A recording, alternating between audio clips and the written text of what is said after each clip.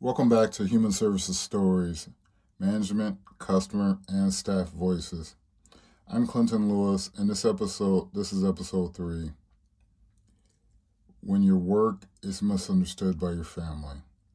If you're listening right now, there's a good chance you felt a sting of being misunderstood by the people closest to you, your family, your friends, your neighbors, because of the work that you do in Children's Protective Services, foster care, or in human services. Maybe someone has said to you, how can you do that kind of work?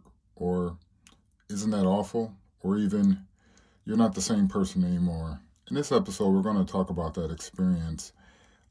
We're going to dive into the isolation, the tension, and the emotional toll that working in the human services field can take on you. We're also going to speak regarding toll it can take in your relationships while still honoring you as a professional. Not many people prepare for the emotional side of this work when they start in human services. You learn policy, how to do assessments, and how to properly follow procedures. But you don't always learn how to respond when your own family doesn't understand you. Misunderstanding can show up in different ways. One way is judgment. I don't know how you can do that kind of work. It's fear. I'm afraid you're bringing that world home with you. Quiet shaming. How can you do this to families? For many professionals, family a family is supposed to be a safe place, a place where of unconditional support. But when that support feels conditional on your job, it can be deeply painful. It can also lead to isolation from your family, feeling like you have to hide parts of yourself or your work, or increase stress and loneliness. So that in this episode, I want to talk about that experience and offer some, I would say, somewhat gentle or practical ways you can care for yourself and your relationships at the same time. Let me share with you a few scenarios that mirror what many human services professionals have told me and what I've seen over the course of my years. In the first scenario, picture this. You go to a family gathering and a cousin, aunt, or uncle pulls you aside and says, I just don't understand how you can do that job. I can never do it. They say it's a complaint, not a compliment. You feel like you have to defend your work, or worse, pretend that you don't care about it. Next scenario.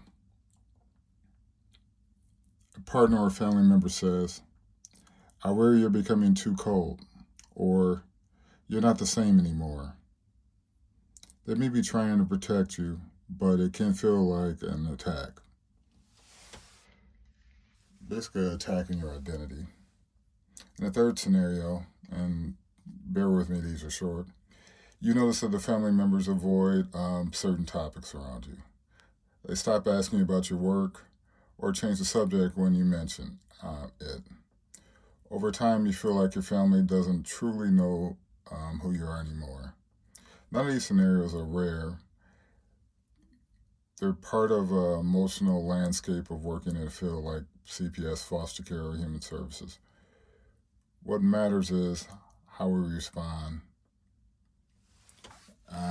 both to them and to ourselves. Before we talk about how to respond, it helps us understand why this misunderstanding happens in the first place. First, people often confuse child safety work with bad parenting. They worry that human services gets involved with someone else. It could happen to them. And that fear can turn to anger. Second, people don't understand the law, policy, or the process. They see cases in the media, hear rumors, or experience a single negative interaction and think that this represents the whole system. They don't see the meetings, the home visits, the court hearings, and community supports that happen behind the scenes every day. Third, people protect their own fears and experiences, project their own fears and experiences onto you.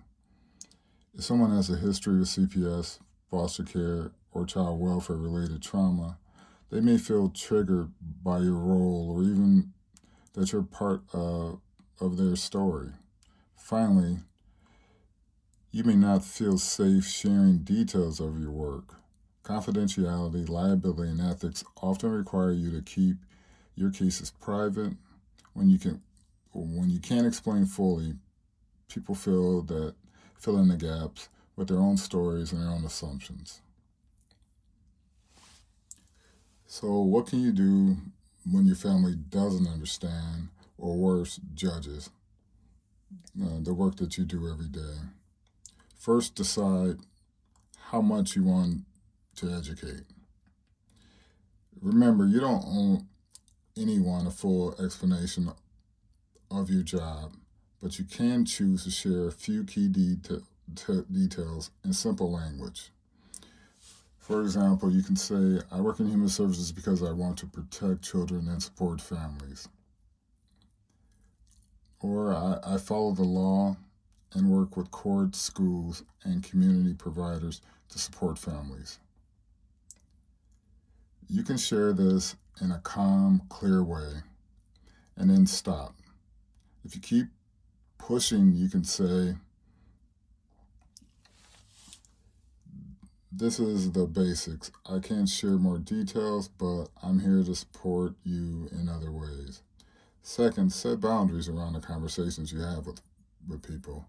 If certain people consistently judge you, you can simply change the subject. Or say, I'd rather not talk about my work right now, and then shift to something neutral. Please limit heavy conversations about your job to one or two trusted individuals.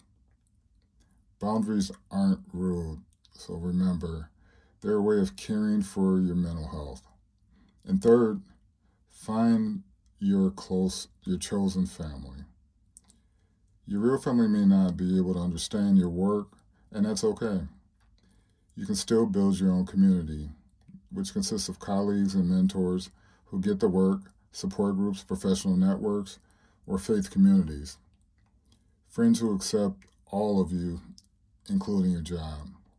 In that space, you can talk openly, debrief, and laugh about the wild scenarios and stories without judgment. Fourth, practice self-validation. This is really important. When others doubt you, you can still believe in your own integrity. You can say to yourself, I know why I do this work. My education, my training helped me make it through decisions with care. And I am doing my best to protect children and support families. Those inner affirmations can sustain you when external validation is missing. So here's a coaching moment for this episode.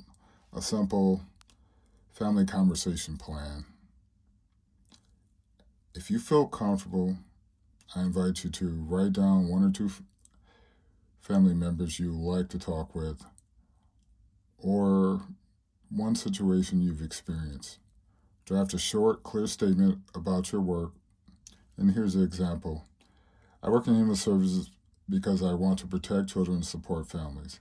It's not perfect, and it's not easy, but it's important work that follows the law and aims to help keep kids safe. You can decide your boundaries, how much detail you're willing to share with folks, when you'll change the subject and end the conversation, and how you respond to those who continue to judge you. Fourth thing is to practice your statement out loud in the mirror. Imagine the person's reaction and how you stay calm. Write down what you'll say if they get upset or judgmental. Remember, this isn't about fixing your family, but it's about giving yourself clarity and confidence. You can't control how someone else reacts, but you can control how you show up with dignity, honesty, and boundaries. Well, folks, that's it for this episode of Human Service Stories, Management, Customers, and Staff Voices. When you work is misunderstood by your family. If you're a professional listening right now, remember that you're not alone. Many of us have felt misunderstood, judged, or isolated because of this work. What matters is how you care for yourself, your boundaries, your community, and your sense of identity. If you're a family member, friend, or community member listening, maybe this episode helped you see the human side of human services workers. People who are trying to do hard, important work in a challenging system. Thank you for being here. If you enjoyed this episode, I love you. Subscribe to Human Services Stories on your favorite podcast app. Leave a rating or a review. Share it with someone who you think may need it, or a colleague or friend, or a family member who's curious or confused about the work. You can also visit Human Services Stories at yahoo.com and ask questions to learn more about the show, and as well as the coaching I offer, and how to send me some questions regarding topic ideas. In our next episode, we'll talk about building a community of your own. The people you choose to surround yourself with, beyond family and work. Until then, take care of yourself and take care of your heart. I'll see you next episode.